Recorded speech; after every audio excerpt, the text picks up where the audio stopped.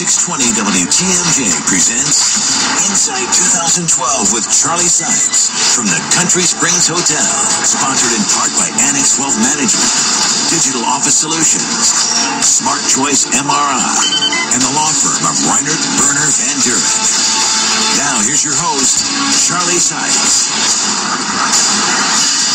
Welcome back to Inside 2012. A reminder, coming up in the next hour, Governor Scott Walker. This hour, we're going to devote to federal issues, and we have our congressional panel.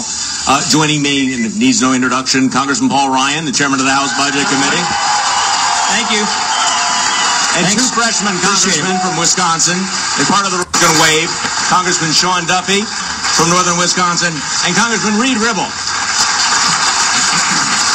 All right. The Obama administration has made no secret of the fact that, first of all, you two guys are targets, Congressman Duffy and Congressman Ribble, and the Democrats would love to run against a do-nothing Congress. So how are you going to explain to voters that, in fact, you were not part of a do-nothing Congress? We'll start with you, Sean Duffy. So first of all, Reid and I are on the top of the target list for the National Democrat Party. Yes. Congratulations. Thank you. It's a great place to be. For some reason, they think that they own the seats that we now hold. But what Reid and I have done is we go back to our districts and we work incredibly hard talking about all the bills that we passed. I mean, we pass bill after bill. We send them over to the Senate. They stack up like cordwood. And we go out there and, so I've got a cold. I apologize for that, the high voice. But we go back and talk to our constituents about it. So there's a national narrative, but what we talk about in our districts, I think, actually penetrates. They see the work that we're doing. Okay, Reid Ribble. Listen, doing nothing is not passing a budget. Doing nothing is not reforming Medicare, Social Security, putting our seniors at risk. That's doing nothing.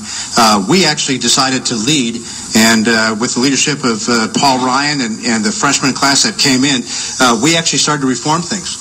And could we go far enough? No, we've got one lever out of three. I can tell all of you, you give us another lever or two, you'll see some things happen. Okay, Paul Ryan. Now, obviously, everybody remembers, 1948. But people misremember. I don't remember. Yeah, 1948. Okay. Tommy Thompson and I remember that. Harry Truman went around the country railing against the do-nothing Congress. And clearly that's going to be one of the themes of this year. What is your answer? That is the mantra, and I think that's one of the reasons why the Senate literally does nothing.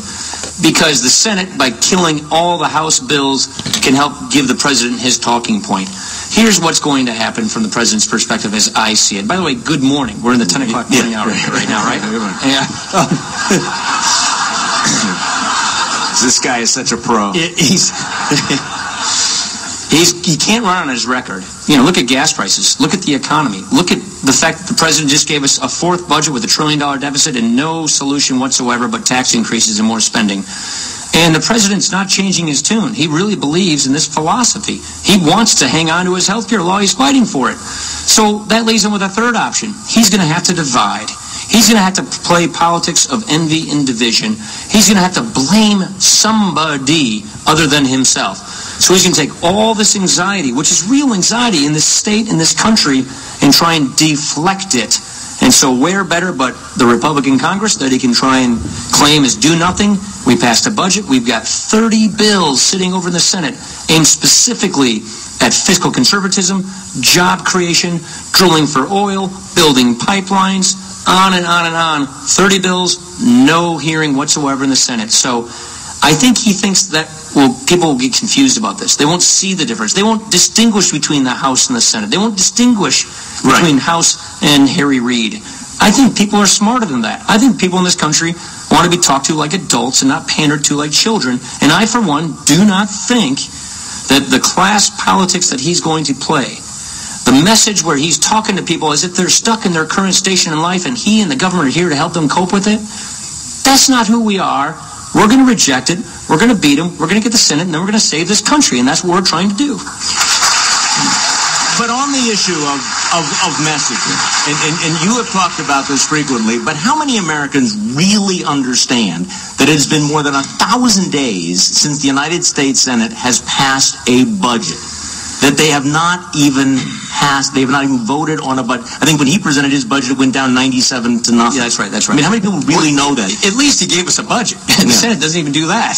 There's a law. It's called the 1974 Budget Act. It's what governs how the federal government budgets its money, how they spend taxpayer dollars. The president must submit his law. He's been late every year in doing it past the deadline, but at least he submitted it. The Senate, since the 2009 Obama budget passed, which was a Reid and Pelosi-run Congress, they basically decided to ignore the law and not pass a budget in 2010, 2011, and now this year they're not going to pass it. Guess what? We got a fiscal crisis on our hands. This debt is going to take down our economy. We're going to have a debt crisis in a couple years if we don't watch it.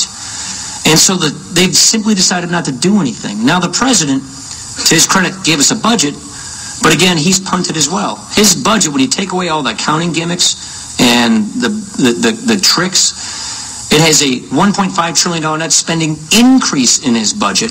And the only reason he can claim a small $40 billion a year of deficit reduction when we're running $1 trillion annual budgets is he has a $2 trillion tax increase. The president has literally said to the country, I'm not going to fix this problem. And the Senate has said, we're not even going to try. The House, we passed budget. We're going to do it again.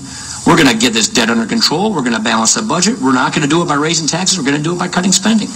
Let's take a 2-minute break. When we come back, we're going to talk with our congressional panel about energy government regulations and taxes and whether or not jobs are going to be coming back. You're listening to News